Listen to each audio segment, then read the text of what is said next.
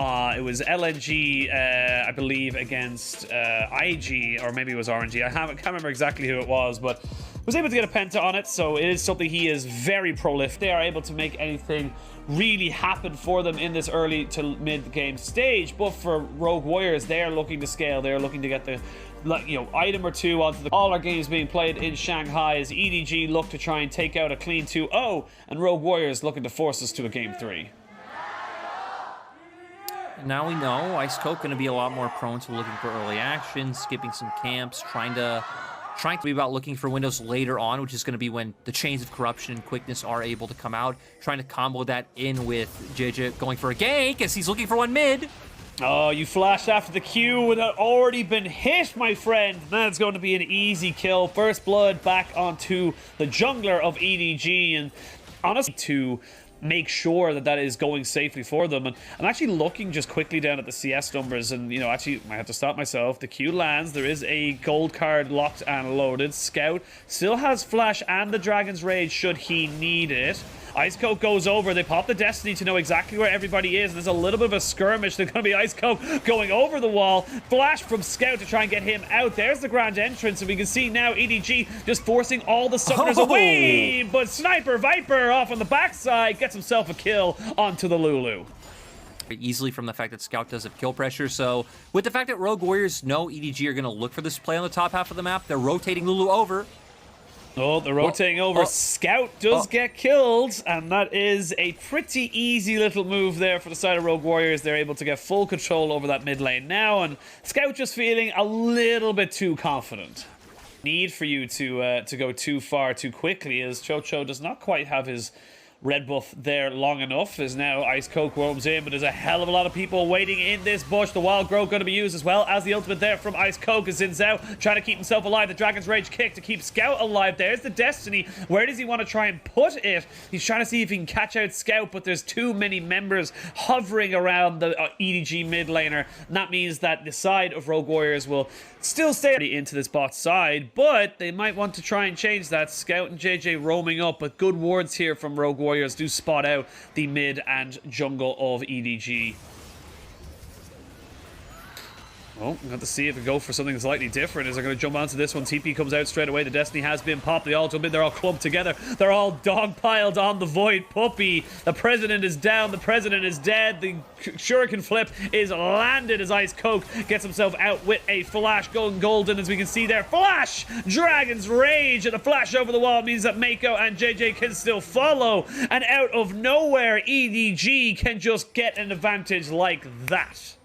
And been at the top of the LPL, and arguably, no disrespect to Rogue Warriors, but should be absolutely dominating in these kinds of series. And we're going to have to stop myself very quickly as we see the Destiny Gate coming out. We have the Chain of Corruption completely whiffing, but you can see Zhang Wuji only taking one piercing arrow and already down about a third of his health. And Scouts on the backside, the grand entrance, the knock up, the knock back. Flandre gets himself the perfect execution. The rest of the fight is a 4v5. It's a bit split off on the backside though, as the Wukong does die. They do take down the unkillable tank. Turns out he was killable in the end, as Scout just playing a little bit of mechanics there. Doesn't really want to go in on top of that, but that is going to confirm the Mountain Soul here for EDG.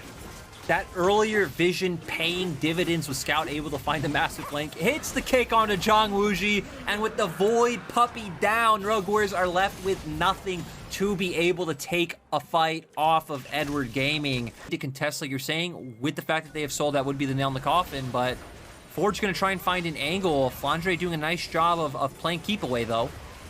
And the Chain of Corruption has been used. They know the Flandre's on the backside. Speaking of which, there's a 4-man knock-up here as they do get the nice Xin Zhao ultimate, and they get on top of Viper, who eventually does fall. The Wukong is traded. You will take that trade. JJ in a lot of trouble, though. Zhang Wuji trying to pick up that kill. Zhang Wuji giving up another kill. There's 3 kills now. 4 kills for the side of Rogue Warriors, and over the wall, you can see that Scout has to back away, and out of nowhere, Rogue Warriors might have themselves a Baron. And that fight was just so disconnected for the side of EDG, but still, I feel like we figured with how far ahead they are, they'd still be able to pull it out, but Zhang Wuji left untouched, putting out DPS. You saw Flandre and Jijit trying to play around him, but with 2 members right by his side, not able to do anything. Viper getting crushed early on. Scout gonna try to look for a miracle. Isn't really able to do anything. Hits a Sonic Wave onto one of the members of Rogue Warriors. And, you know, EDG have soul, but now as often as he likes, as long as he keeps critting. That's kind of, oh, as I say that, Ice Coke, no flash, no way to get out. He does get the wild growth, but he's very, very tanky with that wild growth. And that is a big tool, though, now used for the side of Rogue Warriors. Good work here from EDG to get away the Destiny, the ult from the Xin Zhao, and the wild growth from the Lulu. Yeah, nice. And even the poke coming out from Viper, of course, does have the Serpent's Fang now, which is going to be absolutely massive. EDG finally engage. They go for it. Flandre is able to take out Chocho. As you can see there, Ice Coke on the backside, not really able to do anything. Viper does go down, but the Void Puppy is dead. Your damage is mitigated. It's going to be all Flandre all the time now as he just tries to go for this one. You can see 8917 trying his very, very best. It is a triple kill to Flandre. Will they give him the Quadra? They will not, but they will take the ace, and that's almost certainly going to be the game. It was a little rocky, but EDG, they firm up, they straighten out, and they get themselves a nice clean win. I mean, it looks like they're kind of split, right? We see them now realizing, hey, that timers actually aren't long enough. We see that Zhang Wuji's going to come back up in 15 seconds, so they're going to let Scout secure this turret. I don't think he should be able to get himself an inhibitor, and EDG are going to be happy just taking away the Elder Drake. But we saw they were able to bait out the initial engage coming out from Ice Coke, and then they were the decisive team looking for the engage. We're going to come here. This is after a lot of those engages and ultimates already coming out. And then Scout off to the side. Flandre able to dish out a massive amount of damage, but in the end, it is Mako finding his way on, and then Scout with the flank is what puts Zhang Wuji out of this fight. And this is the big difference from last fight, right? We see Scout playing with these angles. We see Mako able to go for these engage options after they hit the quickness.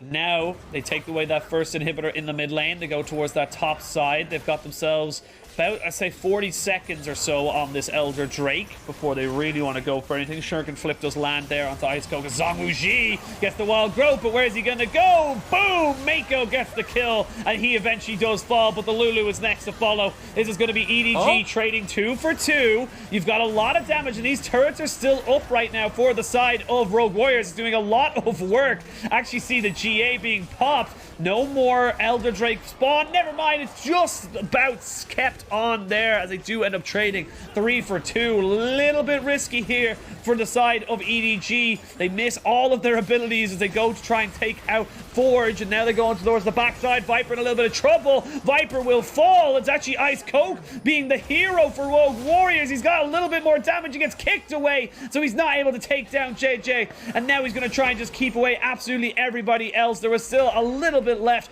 in that Elder buff, but the damage has been done. Yes, it was a close fight for Rogue Warriors, but the base is in tatters. Key for the side of Rogue Warriors. He really has been a massive shining light for them, and now you have 4.5 items onto the Twist of Fate. You have yourself, you know, looking towards that that GA now as well, and the stopwatch for Zhang Wuji. Yeah, I mean, Zhang Wuji just completely online. We saw it from that last interaction with Scout, right? Scout's HP going to half HP very, very quickly. Now EDG are trying to play the map. They're trying to utilize these 2 lanes to find their advantage.